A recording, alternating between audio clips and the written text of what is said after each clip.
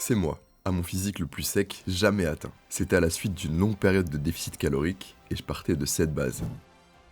Oh la vache, le mec! Être aussi sec, c'est évidemment stylé. C'est l'objectif de beaucoup de personnes d'atteindre un niveau de sèche similaire. On est bombardé d'influenceurs fitness qui affichent un physique découpé à l'année et ça peut en motiver certains à essayer de leur ressembler. Mais derrière cette face lumineuse, il y a la partie sombre.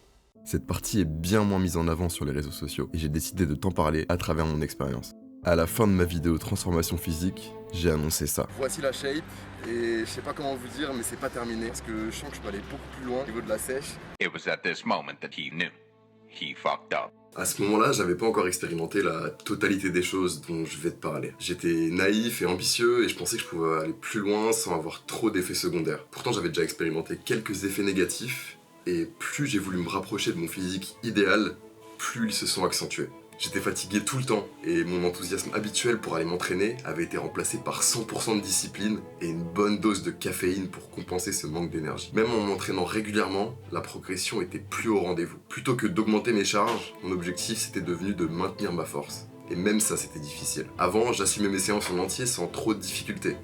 Mais là, les derniers exercices, les dernières séries, c'était beaucoup plus dur. Forcément, j'apportais beaucoup moins de nutriments à mon corps. J'étais aussi devenu obsessionnel du contrôle en pesant tous mes aliments au gramme près et les sorties au restaurant étaient juste inimaginables parce que c'était trop compliqué de rentrer ça dans ma diète et de résister à la tentation de me contenter d'un plat léger là où les autres se faisaient plaisir. Donc naturellement, je me suis isolé socialement. Fini les sorties au restaurant, les barbecues entre potes et plus aucun cheat meal. C'était trop extrême, je te l'accorde. Mon rendu physique était épique avec la congestion et une bonne lumière. Mais le reste de la journée, je paraissais presque maigre en t-shirt. Et au départ, bien sûr, c'était pas comme ça. J'étais fier de voir mon corps se transformer, j'avais plus d'énergie, plus de vitalité, tout allait trop bien. Ma force était meilleure, mon souffle était meilleur, mais c'est quand j'ai voulu passer de sec à écorché que les vrais problèmes ont commencé à apparaître. Et ça a commencé avec... La dysmorphophobie. Il est un peu compliqué ce mot. Mais derrière ce mot barbare se cache une définition plutôt simple dans laquelle beaucoup de go muscu vont se reconnaître. En gros, c'est avoir une vision biaisée de son propre corps en faisant des fixettes sur des défauts imaginaires ou vraiment très minimes. Et en vrai, c'est super triste parce que t'es à ton prime physique, t'as littéralement la meilleure shape de ta vie, mais tu t'en rends même pas compte. They're always striving for perfection. Rather than seeing all their strengths, they see their flaws. And perhaps that's what makes a champion. But does it make them happy? Dans mon cas, je faisais des fixettes sur des zones où il restait un peu de gras comme le bas du dos, le ventre, au point où c'était carrément devenu inconscient. J'avais pris une nouvelle habitude quand je marchais. Au lieu de mettre mes mains dans mes poches ou juste à l'air libre, je mettais ma main sur mon ventre et je touchais le petit bout de peau qui me restait au-dessus des abdos pour voir s'il me restait du gras. Et ma technique, elle était complètement déjantée. En gros, à la palpation, quand tu touches ta peau, s'il y a une espèce de texture granuleuse, un petit peu comme du sable en dessous, c'est censé être du gras. Et si tu la sens pas, c'est que c'est juste de l'eau ou de la peau. Et mon objectif, c'était de plus sentir cette texture quand je touchais. Évidemment, tu t'en doutes, quand je touchais mon ventre, je continuais de sentir cette texture, et même quand ça diminuait, je calculais pas trop. Et puis c'est pas comme si j'étais super gras, j'étais à 10-12% de body fat maximum, et je faisais des fixettes comme ça. J'étais devenu complètement matrixé. On est d'accord, c'est bizarre de faire ça quand même. Le comble, c'est que je devenais encore plus critique avec mon physique, encore plus que quand j'étais gras. Il y a que depuis peu, depuis que j'ai pris du recul, que je regarde les photos et que je me dis wow, je me rendais pas compte que j'étais si sec. J'avais travaillé si dur pour ça, pour au final ne même pas vraiment réaliser. Et là, t'es pas prêt, parce que je t'ai déjà évoqué des dingueries, mais ce qui arrive après, c'est encore bien pire, crois-moi. Déjà, en voulant descendre plus bas, tout ce que je t'ai cité, ça a été accentué. De base, je suis quelqu'un de plutôt chill, calme, posé, et là, je me reconnaissais plus du tout. En voulant descendre encore les calories, en rajoutant toujours plus de séances, plus de cardio, ça a eu un impact sur mes nerfs. Je m'énervais au volant, dans mes interactions sociales, j'étais beaucoup plus à fleur de peau, plus susceptible, et c'est chiant parce que c'est un truc personnel à la base, ce délire de vouloir atteindre un objectif, d'avoir un but physique. Mais quand ça commence à impacter ton entourage, tes proches, les gens que t'aimes, c'est juste horrible. J'ai aussi eu des problèmes de sommeil. J'avais beau être épuisé physiquement et mentalement, j'avais énormément de mal à m'endormir. J'essayais de lutter contre cette sensation de faim, de l'oublier pour arriver à enfin trouver le sommeil. Parfois ça fonctionnait, parfois ça finissait en nuit blanche, où je m'occupais pour tout faire sauf penser à la bouffe. Et j'avoue, ça m'arrivait de craquer pour trouver le sommeil. De me lever, de manger un bol de flocons d'avoine avec de la whey et du lait et de l'engloutir et de m'endormir juste après. Et même ça me faisait culpabiliser parce que je me disais que j'avais pas suivi le plan, que j'avais tout gâché. J'ai fait de la merde. C'était vraiment toxique. Et bien sûr, c'est normal de ressentir la faim, d'avoir des baisses de performance à la salle, tout ça c'est plutôt attendu quand tu fais une sèche. Mais là où ça devient problématique, c'est quand ça passe d'inconvénients mineurs à des problèmes majeurs qui impactent toute ta qualité de vie. Et en parlant de qualité de vie, il y a un aspect de celle-ci qui a bien été impacté, la libido. C'est simple, ma libido n'était plus là. Certainement lié à une baisse de testostérone, puisque plutôt que de chercher la reproduction, ton corps veut juste survivre. manger de la nourriture. L'érection matinale était inexistante. Et à la place, quand je sortais du lit en mode zombie, je salivais déjà à l'idée de prendre mon petit déjeuner. La libido, c'est déjà du très sérieux, mais il y a tout ce qui va avec une testostérone en chute libre. Moins de volonté d'agir, moins un esprit d'action, d'être conquérant, quoi. Là, il faut oublier Napoléon, la volonté de puissance, non, tout ça, c'est fini. Je ressemblais plutôt à un PNJ en pilote automatique. Avec ça, j'ai expérimenté des périodes de brouillard mental qui sont assez difficiles à décrire, mais c'est des périodes où tu penses pas clairement, tu te poses des questions existentielles.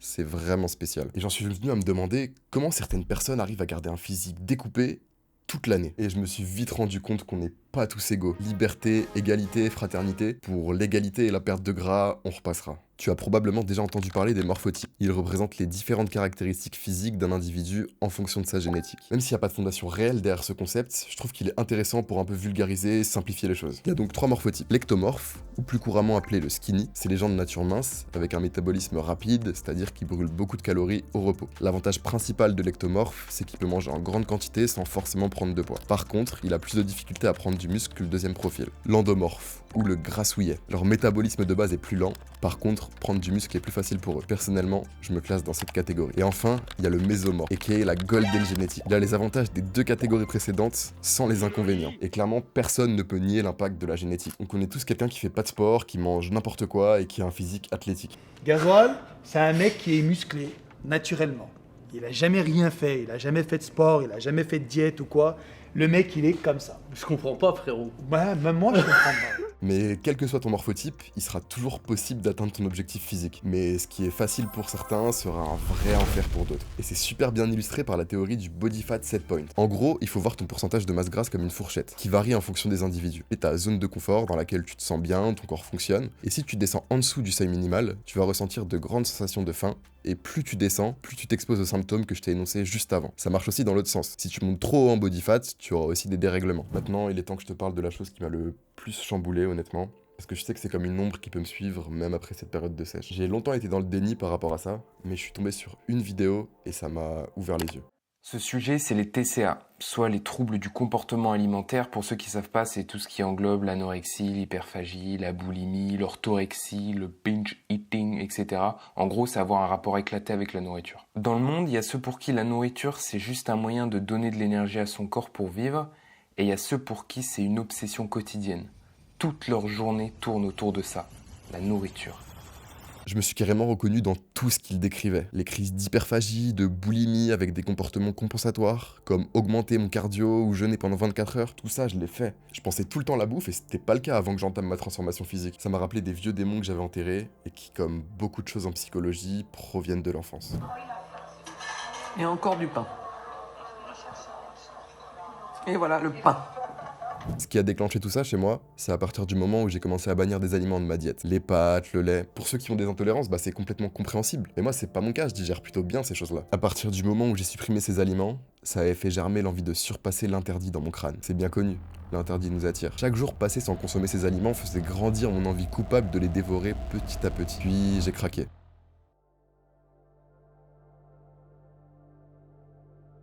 Je viens de craquer à l'instant sur ma diète, là je te fais cette vidéo à chaud juste après coup. Au départ c'était modeste et sur des aliments simples, puis après ça devenait de plus en plus fréquent et c'était littéralement incontrôlable. C'est comme si mon cerveau s'éteignait et que mon corps faisait ce qu'il voulait sans que j'ai mon mot à dire. En rentrant du taf j'ai faim, une faim genre incontrôlable.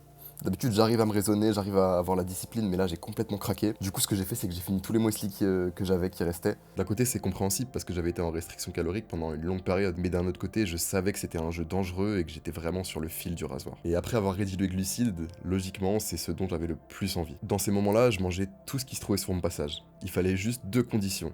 Que ce soit facile et sucré. Il n'était pas question de manger du salé, ni de cuisiner, non. Il me fallait quelque chose de prêt en 30 secondes. J'ai jeté mon dévolu sur des céréales. Je me faisais des bols entiers remplis jusqu'à ras-bord, je les mangeais en moins 3 minutes et c'était reparti pour un bol. D'habitude, mes crises de boulimie se passaient à l'abri des regards, quand j'étais seul, parce que j'avais honte et la dernière chose que je voulais c'était être vu ou entendu. Mais j'en ai eu une en public où je révélais cette partie de moi au grand jour. Après avoir sorti ma vidéo transformation, j'ai décidé d'aller fêter ça au restaurant avec ma copine. Et c'était pas n'importe quel restaurant, c'était un restaurant à volonté. Donc là, le cadre me permettait de me goinfrer sans culpabiliser. Après tout, je fêtais 1 an d'effort et la sortie de ma plus grosse vidéo jusqu'à présent. J'ai englouti une première assiette de sushi, ensuite je suis passé au plat chaud, encore une assiette de sushi, etc.